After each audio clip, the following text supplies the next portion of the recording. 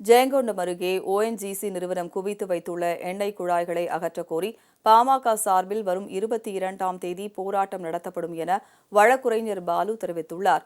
பெரம்பலூர் மாவட்ட பாமக நிர்வாக குழு கூட்டம் மாவட்ட செயலாளர் செந்தில்குமார் தலைமையில் குன்னத்தில் நடைபெற்றது. இதில் வழக்குரைஞர்கள் சமூக நீதி பேரவைத் தலைவர் பாலு கலந்து கொண்டு சிறப்புரையாற்றினார். மாநில பொதுக்குழு உறுப்பினர் அனுக்கூர் ராஜேந்திரன், மாநில செயற்குழு உறுப்பினர் கண்ணபிரான், மாவட்ட தலைவர் செல்வராஜ் உள்ளிட்டோர் கூட்டத்தில் பங்கேற்றனர்.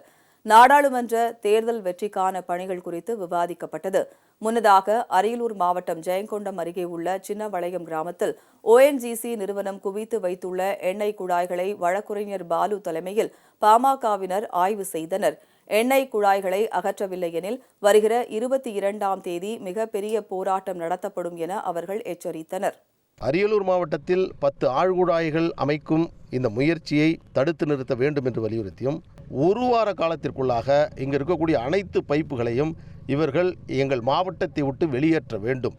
இதை அவர்கள் செய்ய தவறுகிறார் என்று சொன்னால் பாட்டாளி மக்கள் கட்சி வரும் 22ஆம் தேதி ஜனவரி மாதம் பொங்கலுக்கு பிறகு ஜெயங்கொண்டத்தில் மிகப்பெரிய போராட்டத்தை நாங்கள் முதல் கட்டமாக நடத்த இருக்கிறோம்.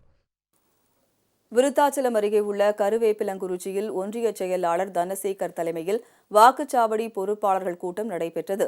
இதில் வன்னியர் சங்க மாநில செயலாளர் தங்க ஐயாசாமி, கடலூர் மேற்கு மாவட்ட செயலாளர் கார்த்திகேயன் ஆகியோர் கலந்து கொண்டு நாடாளுமன்ற தேர்தலை எதிர்கொள்வது தொடர்பாக ஆலோசனை வழங்கினர்.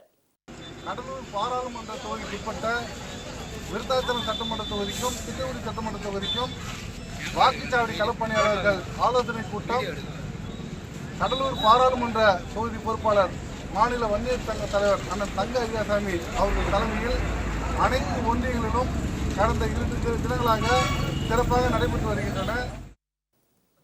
இதனிடையே சேலம் அருகே உள்ள எல்லாயூர் முத்துநாயக்கன்பட்டி பகுதியில் 60 லட்சம் ரூபாய் மதிப்பீட்டில் அமைக்கப்பட்டுள்ள புதிய சாலைகளை பாமக சட்டப்பேரவை உறுப்பினர் அருள் மக்கள் பயன்பாட்டிற்கு திறந்து வைத்தார். மேலும் அப்பகுதி மக்களை சந்தித்து குறைகளையும் அவர் கேட்டறிந்தார்.